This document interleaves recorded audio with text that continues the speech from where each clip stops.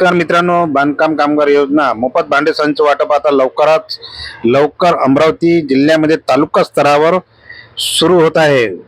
वाटप सुरू होत आहे. तरी येत्या 8 ते 10 दिवसामध्ये वाटप सुरू होत आहे. तरी तुम्ही सगळं नागरिकांनी आणि बांधकाम नोंदीत कामगारांनी याची नोंद घ्यावी. मित्रांनो, आपल्या अमरावती जिल्ह्यात कित्येक दिवसापासून हे भांडे वाटप बंद आहे. आता पेटी वाटप हे मागच्या आठवड्यात सुरू झालेलं आहे आणि पेटी वाटप सुरू असताना मी तिथं गेलो असता तिथं मी साहेबांना विचारलं की भांडे वाटप कधी आहे. तर ते म्हणत होते की येत्या 8 ते 10 दिवसामध्ये हे अमरावती जिल्ह्यामध्ये तालुका स्तरावर भांडे वाटप हे सुरू होणार आहे. तरी मित्रांनो, नागरिकांनो आणि कामगार नोंदीत असलेले जे नोंदीत कामगार आहेत त्यांना सगळ्यांना आता भांडी भेटणार आहे.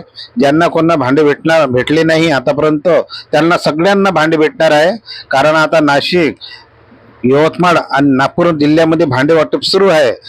आपल्या अमरावती जिल्ह्यात येत्या 8 ते 10 दिवसामध्ये भांडे वाटप हे सुरू होणार आहे.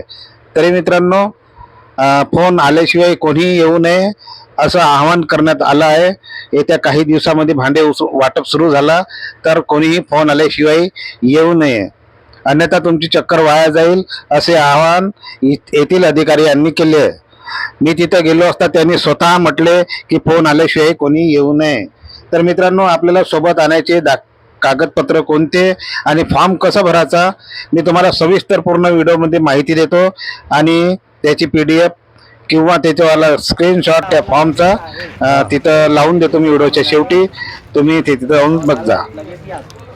सर, भांडे वाटप कधी सुरू होणार मग? हे समोरच्या आठवड्यात त्याचा याचा आहे. बरोबर, आला तर मी समोरच्या आठवड्यात आणू शकतो. ठीक आहे सर. तर मित्रांनो, हे आहे भांडे वाटपचा आपला फॉर्म.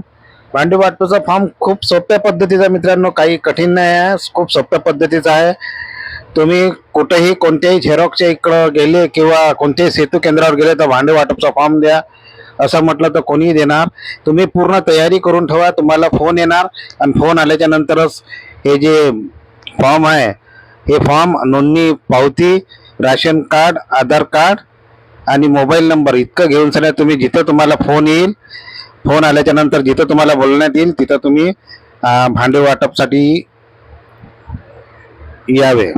मित्रांनो, इथं तुम्हाला नोंदणी क्रमांक लिहावा लागेल, जो तुम्हाला MH क्रमांक पासून येत असतो तो इथं सगळ्यात अगोदर लिहून घ्या. मित्रांनो, दुसऱ्या याच्यामध्ये तुम्हाला कुटुंबातील किती कामगार आहे तुमच्या घरामध्ये तर तिथे इथं संख्या लिहायची. 1 असला तर 1 लिहायचं मित्रांनो आणि 2 असले तर 2 लिहायचे मित्रांनो. त्याच्यानंतर मित्रांनो इथं कामगाराचं नाव लिहायचं मित्रांनो, पूर्ण नाव काय आहे, त्याच्यानंतर त्याचे नाते आणि त्याच्या समोर त्याच्या नोंदणी क्रमांक. तर मित्रांनो, जो नोंदणी क्रमांक तुम्ही वरती लिहिलेला आहे MH म्हणून, तोच नोंदणी क्रमांक तुम्ही खाली लिहायचा मित्रांनो इथं पहिल्या याच्यात. ठीक आहे मित्रांनो, तुम्ही स्वतः घरी भरू शकता. आणि हा फॉर्म भरल्याच्या नंतर मित्रांनो यांना आधार कार्डची झेरॉक्स, राशन कार्डची झेरॉक्स आणि हे नोंदणी पावती लावून सन्या तुम्हाला टोकन नंबर देण्यात येईल. हा टोकन नंबर वरच्या साईडला लिहायचा आणि जिथं तुम्हाला बोलवण्यात येईल तिथं यायचं मित्रांनो. येत्या 8 ते 10 दिवसात मित्रांनो तुमच्यासाठी भांडे वाटप सुरू होत आहे. तालुका स्तरावर होत आहे. खूप गर्दी होते म्हणून सगळ्यांना फोन करून बोलवण्यात येत आहे. कमीत कमी 250 लोकांना बोलवण्यात येईल. 250 लोकांना फोन येणार आणि फोन कोणत्या नंबरवर येणार ते बी मी ह्या व्हिडिओच्या शेवटी तुम्हाला लावून देणार आहे. हे तुम्ही बघा मित्रांनो व्हिडिओ शेवटी.